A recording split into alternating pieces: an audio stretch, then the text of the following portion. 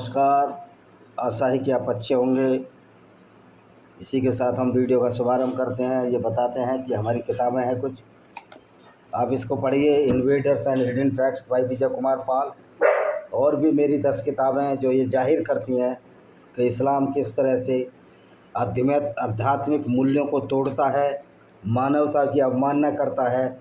और इस पर जो ये विचार हैं लोगों के, आखिर इस्लाम क्या है, उस पर भी मैं टिप्पणी बाद में करूंगा दूसरे वीडियो में कि इस्लाम में क्या ठहराव है, क्या इस्लाम सच में अच्छी आइडियोलॉजी है।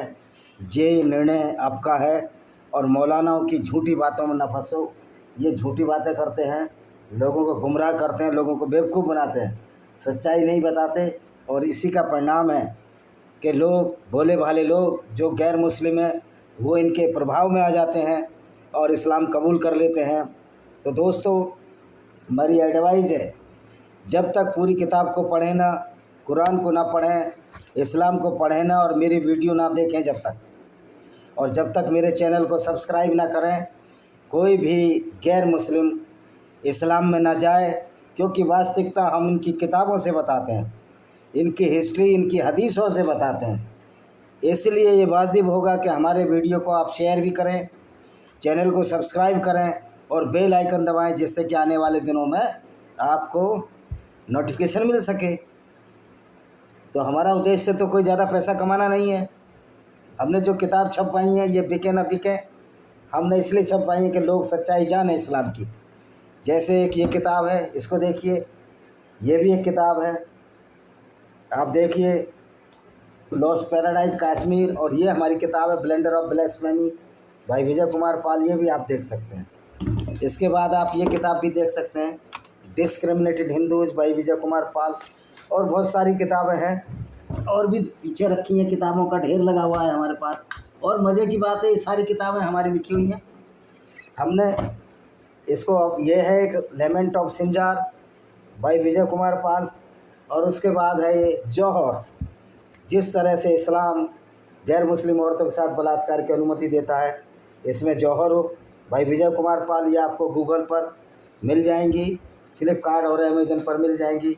इसी तरह ये है पैरानोइया ऑफ कल्ट्स। तो ये किताबों का ढेर है जो मैंने लिखी हैं। अब सवाल यह है कि आप इन किताबों को जब खरीदेंगे तभी आपको पता लगेगा कि वास्तव में क्या। इस तरह मेरी 12 किताबें हैं जिसमें 10 पब्लिश हो चुकी हैं। और याद रख लीजिए भाई विजय कुमार पाल, ये सारी किताबें हैं।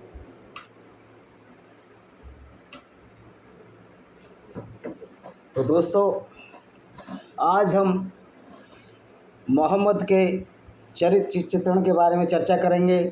जो ये लोग कहते हैं कि मोहम्मद ने समाज सुधार किए थे, इस वाक्य को भी जो मैं आपको बताना जा रहा हूँ कि किस तरह मोहम्मद ने अपनी बुआ की लड़की से शादी की, वो भी जब शादी की जब इसने उसको अपने दत्तक पुत्र जो बिलाल था, बिलाल नहीं, बिलाल तो पहला मुअज्जिन था, जो जैद था, जो कि जैद बिन हरिस, जो कल्बी जनजाति से था, वो कोई हबसी नहीं था, वो भी कबीला था, अरबी कबीले का था। उसको ले गए थे, उसको ग़ुलाम बना लिया था। और बाद में खदीजा के भतीजे ने, खदीजा का भतीजा मतलब इसके भाई के लड़के ने ख़रीद लिया था और खदीजा को दे दिया था। खदीजा बिन खलीद जो कि ईसाई थी और मोहम्मद की पत्नी थी। तो जैद बिन हरित को मोहम्मद ने अपना लड़का स्वीकार कर लिया और लोग इसको जैद बिन हरित की बजाय जैद बिन मोहम्मद कहने लगे थे। बिन मतलब का, यानी मोहम्मद का बेटा, ये बेटे के लिए लगता है, और बिन्त लगता है लड़की के लिए। जैसे अस्मा बिन्त मरवान, यानी मरवान की बेटी आसमा। इसी तरह जैद बिन हरित मतलब हरित का बेटा जैद, यानी कि बिन लगता है लड़कों के लिए, बेटे के लिए, और बिन्त लगता है लड़की के लिए। ये आप समझ लीजिए। तो जो जैद बिन जैस, जैनब जो बिन्त जैस थी, जैस कौन था? जैस इसका फूफा था, मोहम्मद का फूफा था, यानी कि अब्दुल मुतालिब की बेटी थी जो मोहम्मद के दादा थे, और ये उसकी बेटी थी। मोहम्मद की फुफेरी बहन थी। ये 590 में पैदा हुई और 641 में ख़त्म हो गई, मोहम्मद की मौत के 10-12 साल बाद, 20 साल बाद। और पत्नी थी। ये पत्नी कैसे बनी? मोहम्मद की सभी पत्नियों को कुरान 33:6 अल आयत एजाब में मोहम्मद की सभी पत्नियों को कुरान में दी जाने वाली वंदना और सम्मान की उपाधि उम्मुल मोमिन अर्थात विश्वास करने वालों की माँ अर्थात मोमिन मुसलमानों की माँ के रूप में भी जाना जाता है। अब ये मज़ा की बात है कि इसी में बताऊंगा कि किस तरह मोहम्मद ने बोला मोहम्मद किसी का बाप नहीं है, अगर उससे कोई बेटा पैदा नहीं है तो इनसे कौन से मुसलमान पैदा हैं जो ये मुसलमानों की माँ हुई। तो इस तरह मोहम्मद एक सेल्फ स्टाइल्ड एक पैगंबर था, एक स्वार्थी पैगंबर, एक खुदगर्ज था जिसने अपने फ़ायदे के लिए न जाने कितना झूठ बोला। उसकी शादी मोहम्मद के दत्तक पुत्र जैद बिन हरिस से हुई थी। मैं बता देता हूँ, जैद पहले बता दिया। ज़ैनब के पिता जैस इबन रियाब थे। जैस इबन रियाब का बेटा जैस, तो इबन भी बोल देते हैं और बिन भी बोल देते हैं, जो असद इबन खुजामा जनजाति के प्रवासी थे जो उमैया कबीले के संरक्षण में मक्का में बस गए थे। उनकी माँ उमैबा बिन्त अल अब्द अल मुतल्लिब थी जो कुरैश जनजाति के हासिम कबीले की सदस्य थी और मोहम्मद के पिता की बहन थी, यानी कि इनकी बुआ लगी। इसलिए जैनब और उसके 5 भाई बहन मोहम्मद के सगे फुफेरे भाई थे, ना कि चचेरे। जैनब के बारे में कहा जाता है वह जल्दी अपना आपा खो देती थी लेकिन जल्दी शांत भी हो जाती थी। वह एक कुशल चमड़कार या चमड़े का काम करने वाली थी। पैसे की जरूरत नहीं होने के बाद भी उसने जीवन भर इस काम को रखा। 625 के आसपास जब मोहम्मद ने जैनब को प्रस्ताव दिया, मोहम्मद ने कहा कि जैनब इसकी बुआ की लड़की थी, इसकी बहन थी, कि उसके दत्तक पुत्र जैद बिन हरिस से शादी करे। पहले तो बुआ की लड़की इसकी बहन हुई, तो जैद बिन बुआ की लड़की थी, इसकी बहन हुई। जब मोहम्मद की बहन है तो दत्तक पुत्र जो जैद बिन हरिस है उसकी तो ये बुआ लगी। फिर भी उससे शादी का प्रस्ताव किया क्योंकि यहाँ कोई सामाजिक संगठन इस तरह की अरब में नहीं थी। कोई संबंधों का ख्याल नहीं रखा जाता था, कोई नैतिकता नहीं थी, कोई मॉरलिटी नहीं थी। लोग कहते हैं कि सामाजिक बंधन रूढ़िवाद तोड़ा मोहम्मद ने अगर रूढ़िवाद तोड़ा होता तो नैतिकवाद कहाँ चला गया, फिर नैतिकता कहाँ चली गई। यानी कि आप नैतिकता को तोड़ने को बोलते हो रूढ़िवाद तोड़ो, तो फिर अपनी माँ से भी शादी कर लेनी चाहिए थी मुसलमानों को, अगर रूढ़िवाद तोड़ने की बात है। यानी कि इस तरह मोहम्मद को बचाने की कोशिश करते हैं। उनकी काम वासना की तृप्ति को खोलकर सामने लाने से सारे डरते हैं। अब क्या हुआ देखो, खदीजा बिन खुवैलिद के एक भतीजे ने उसे खदीजा को बेच दिया, मैं पहले ही बता चुका हूँ, जिसे बाद में उसने अपने पति मोहम्मद को शादी के तोहफे में दिया। मोहम्मद को बोला खदीजा ने ये तुम्हारा बेटा है। कुछ वर्षों के बाद मोहम्मद ने जैद को आज़ाद कर दिया और अपने बड़े बेटे के रूप में अपनाया था। बेटा एक ही था इनका, यही। अपने भाई अब्दुल्ला द्वारा समर्थित ज़ैनब ने पहले इस प्रस्ताव को इस आधार पर अस्वीकार कर दिया कि मैं एक कुरैश की विधवा हूँ। उसका संभवतः मतलब ये था कि ज़ैनब की सामाजिक स्थिति उसे एक पूर्व दास से शादी करने की अनुमति देने के लिए बहुत अधिक थी। यह दावा किया गया ये सामाजिक अंतर ठीक यही कारण थे मोहम्मद विवाह की व्यवस्था करना चाहते थे। मोहम्मद विवाह की व्यवस्था नहीं करना चाहता था। मोहम्मद को तो कोई लेना देना ही नहीं था। मोहम्मद तो गुलाम औरत भी लेता था। मारिया अलकिबतिया एक गुलाम थी जो ईसाई थी, कॉप्टिक ईसाई। मोहम्मद ने उसको भी ले लिया और उसके साथ शादी भी नहीं की और बिना शादी उसके साथ जिना कर दिया। उससे एक बेटा पैदा हुआ जो इब्राहिम है। अब लोग कहेंगे कि मोहम्मद को तो अख्तियार है, वो रसूल थे अल्लाह के, अल्लाह ने उनको इतनी सारी पावर दे रखी थी, तो सारी नैतिकता तोड़ने की पावर, सारी कत्ल करने की पावर मोहम्मद ने अल्लाह ने मोहम्मद को ही दी। तो कि कैसा मोहम्मद अल्लाह है, मैंने तो पहले ही प्रूव किया था अल्लाह है ही नहीं, अल्लाह एक झूठ है। तो उच्च परिवार की ज़ैनब का निकाह गुलाम रहे जैद से कर दिया गया और निकाह चल ना सका, तलाक हो गया। देखिए मोहम्मद और ज़ैनब का निकाह अब हुआ क्या। पैगंबर मोहम्मद के निकाह के समय हज़रत ज़ैनब एक जवान लड़की थी। जैद से तलाक होने और प्रतीक्षा अवधि भी पूरी नहीं हुई। यहाँ तो ये झूठ बोल रहा है, इद्दत की अवधि भी पूरी नहीं हुई और कुरानी हुक्म के कारण मोहम्मद ने ज़ैनब से शादी कर ली, जबकि कायदे से उसकी इद्दत की अवधि मतलब उसका मेंस्ट्रुअल साइकिल कि बच्चा किसका होगा ये तो पता लगे। सो जैद अपनी ज़रूरत पूरी कर चुका। अभी कह रहे हैं जैद अपनी ज़रूरत पूरी कर चुका। जो जैद मोहम्मद से छोटा था उसकी तो ज़रूरत पूरी हो गई, लेकिन इस बड़हू मोहम्मद की ज़रूरत पूरी नहीं हुई। ये 55 साल की उम्र में 9 साल की आयशा से भी शादी की। मतलब ऐसी क्या ज़रूरत थी इसकी। 30 मर्दों की ताकत थी, उस ताकत से फ़ायदा क्या हुआ इंसानों को।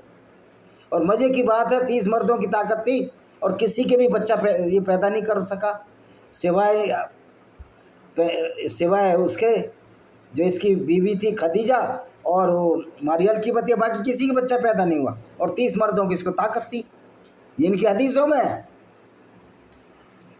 तो आगे मुसलमानों पर तंगी ना रहे, अपने मुंह बोले बेटे की बीवी से निकाह कर लें, जब उनके मुंह बोले बेटे अपनी हाजत पूरी कर लें, अल्लाह का हुक्म हटा लें, हाजत पूरी कर लें, मतलब जब उनका मन भर जाए तो तलाक देते हैं और उससे बेटे से भी शादी कर लें। बेटा तलाक दे दे तो अपनी बहू से भी शादी कर लें। मतलब मोहम्मद ने एक रास्ता खोल दिया। यही वजह है कि आज जो मुसलमान घरों की बहू बेटियां हैं वो ससुर से सुरक्षित नहीं हैं, क्योंकि कब बेटा तलाक दे दे और ससुर उसका हलाला कर दे।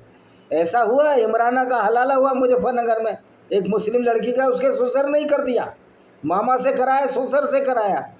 तो भाई ये तो अनैतिकता की चरम सीमा है, और इसको मौलाना कहते हैं ये नैतिकता है, तुम्हारी ये नैतिकता है।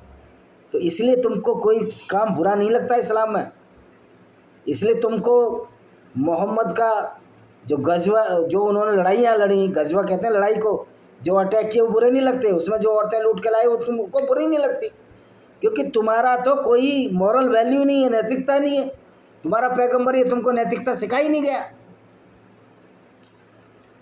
देखिए तारिक अल तबरी क्या कहती है इस बारे में। एक बार हमारे प्यारे नबी जैद के घर में उससे मिलने गए, पर जैद उस समय घर पर नहीं था।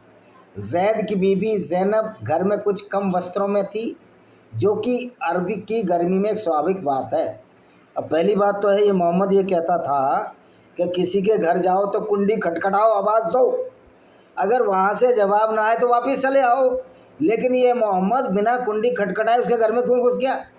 जब जानता है कि ये मेरे पुत्र वधू है जैनब अगर जैद भी घर पे होता तो बाहर निकलता, नहीं था तो इसको उनको वापस जाना चाहिए था या खटखटाना चाहिए था, बैठक में बैठना चाहिए था।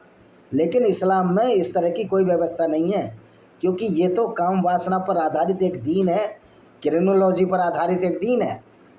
ये दीन वीन कुछ नहीं है, ये सिर्फ एक आइडियोलॉजी है जो कि लोगों को परेशान करने के लिए पैदा हुई थी, और जिसमें काम वासना की पूर्ति को जोर दिया जाता है। इसमें आध्यात्मिकता नाम की कोई चीज़ नहीं है, कोई स्पिरिचुअलिटी नहीं है, कोई नैतिकता नहीं है इस्लाम में।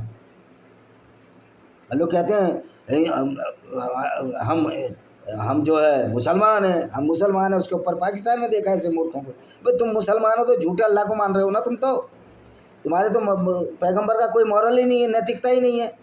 कभी बहू से शादी कर लेता है, कभी गिफ्ट में औरतें ले लेता है, मारिया लिख के बतिया ले लेता है, कभी सफ़िया बिन हुइया को गुलाम बनाता है और उसके बाप और उसके माँ को उसके पति किनाना अल-रबी को कत्ल करके उसके साथ उसी रात इंटरकोर्स करता है वहीं टेंट में। तो तुम्हारे तो मोहम्मद की खुद नैतिकता नहीं है। फिर सर्तन से जुदा किनारे तो जब लगाओ जब तुम अच्छे हो। भाई छाछ तो छाछ चलनी भी बोले, जिसमें 100 छेद तुम्हारे पैगंबर तुम्हारी किताबों में, फिर भी तुम मतलब शर्म बेगैरती इतनी ज़्यादा है, बेशर्मी इतनी ज़्यादा है कि शर्म भी नहीं आती।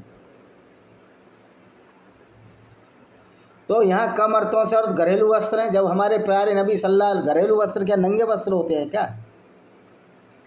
वहाँ तो औरतें अबाया डालती हैं। तो कपड़े बदल रही थी या बिल्कुल वस्त्रों में नहीं थी गर्मी की वजह से। जब हमारे प्यारे, अब इनके प्यारे, भाई हमारा ऐसा प्यारा नहीं होता, नबी सल्लल्लाहु अलैहि वसल्लम जैद के घर पहुँचे तो उन्होंने आवाज़ दी, क्या जैद घर पर है? हमारे प्यारे नबी ने जैनब को उन वस्त्रों में देखा, वो उनके दिल में प्रवेश कर गई। अब ये देखो, ये औरत के शरीर पे मरने वाला व्यक्ति है। जैनब हमारे प्यारे नबी का स्वागत करने के लिए उठी और प्यारे नबी ने कहा, आप अंदर पधारिए, आप वो हैं जो मुझे मेरे माता पिता की तरह प्रिय हैं। वो माँ बाप बता रही है उसको, पर अल्लाह की मर्जी कुछ और थी। अब ये अल्लाह की मर्जी कुछ और थी, मोहम्मद के दिमाग का फितूर था। वैसे भी मोहम्मद तो मिर्गी के मरीज़ थे, ये तो सबको ही पता है। पैगंबर ने उसे कहकर व्यक्त किया, सुभान अल्लाह, जो लोगों के दिलों को बदल देता है। जैनब उसका अर्थ नहीं समझ पाई, कि जैनब तो समझ रही थी माँ बाप की तरह है। और हमारे प्यारे नबी दरवाजे से ही लौट गए। पता नहीं ज़बरदस्ती का भाई और पिता बनने की आदत लड़कियों की कब जाएगी, ज़बरदस्ती का भाई और पिता बनाने की आदत लड़कियों की कब जाएगी, ये मुसलमान कह रहे हैं कब जाएगी।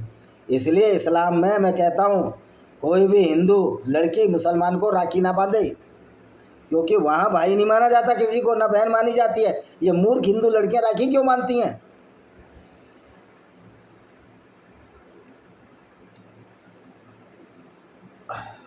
पता नहीं ज़बरदस्ती का भाई पिता बनने के बाद लड़कियों को कब आएगी आगे। जो हुआ मिसाल है एक पुत्र प्रेम की।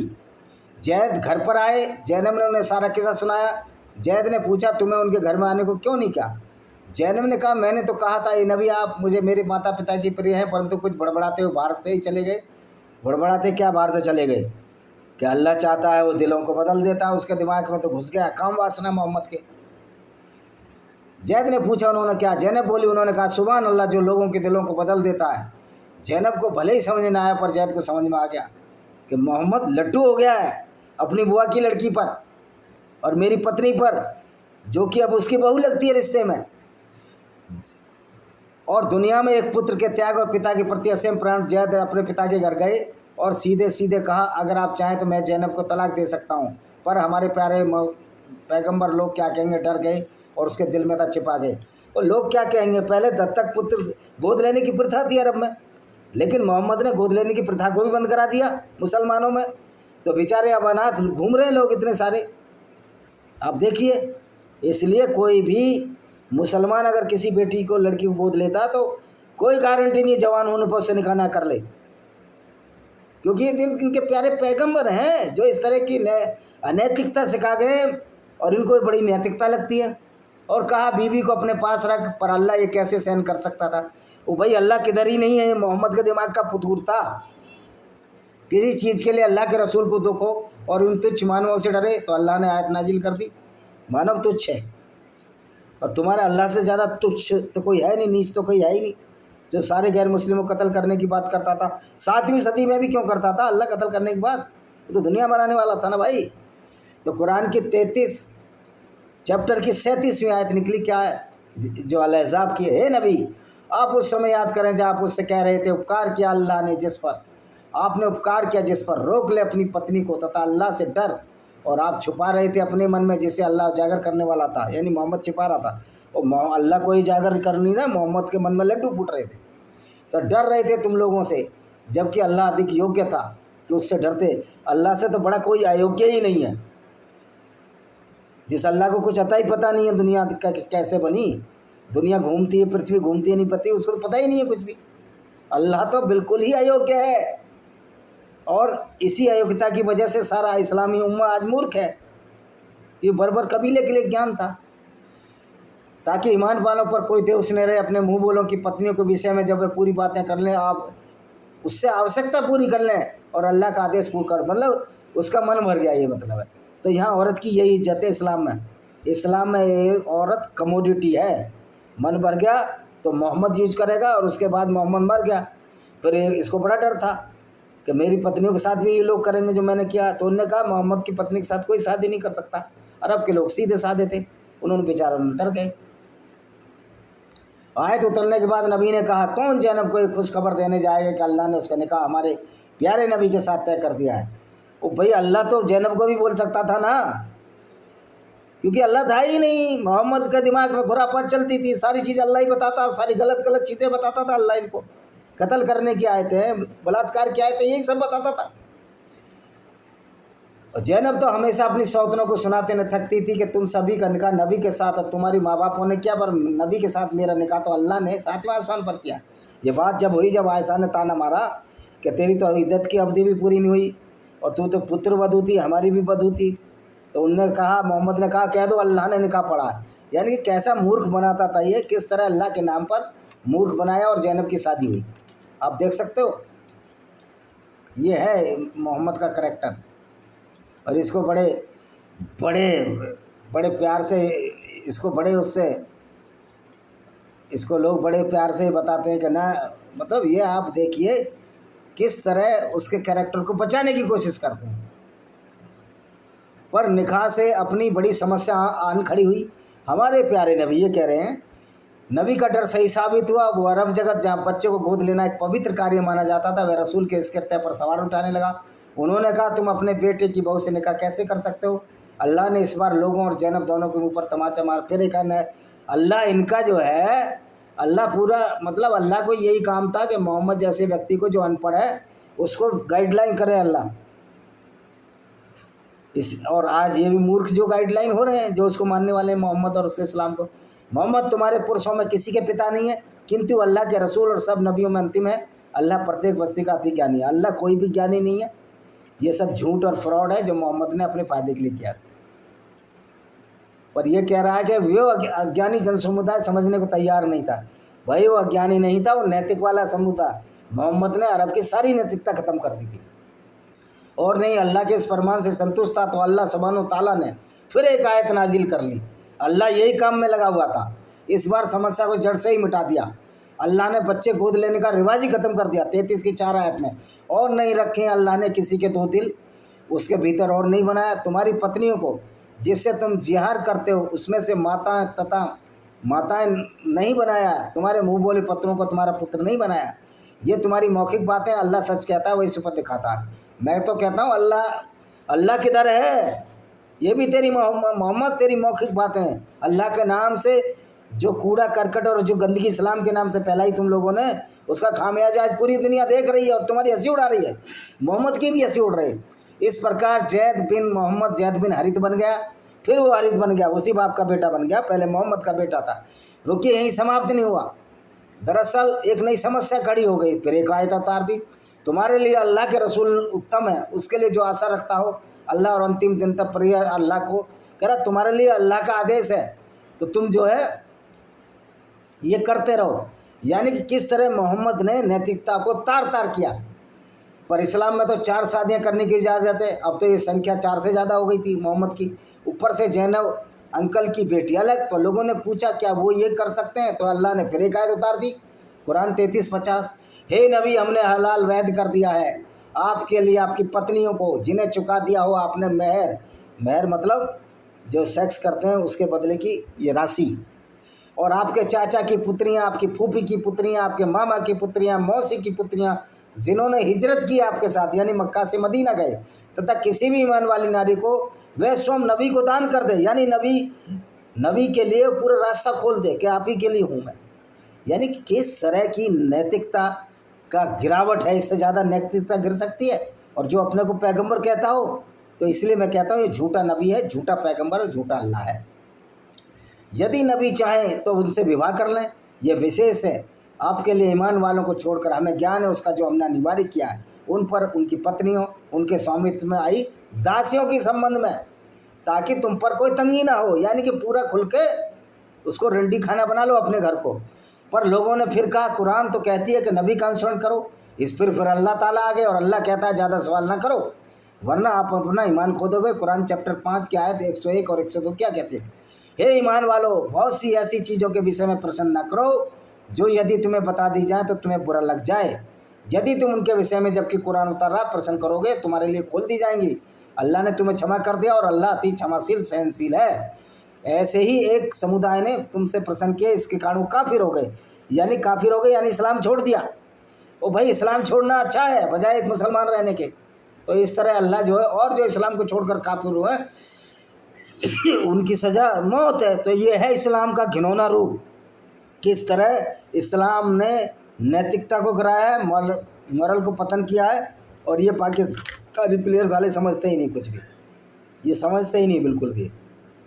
ये पागल हैं शाहिद अफरीदी, जावेद मियादाद, सरफराज खान नवाज, इमरान खान, ये सारे पागल हो चुके हैं इस्लाम को। पाकिस्तानी टीम पागलों की टीम है। इनसे तो किसी को मैच भी नहीं खेलना चाहिए, क्योंकि ये मुसलमान है और मुसलमान ऐसी चीज़ों को मानते हैं जो मोहम्मद ने दी। तो इसी के साथ मैं इस वीडियो को विराम देता हूँ। इसकी अगली कड़ी मैं आगे बताऊँगा। ये वीडियो लंबा हो गया है, इसके लिए मुझे क्षमा करें। वंदे मातरम, जय हिंद, आपका दिन शुभ हो।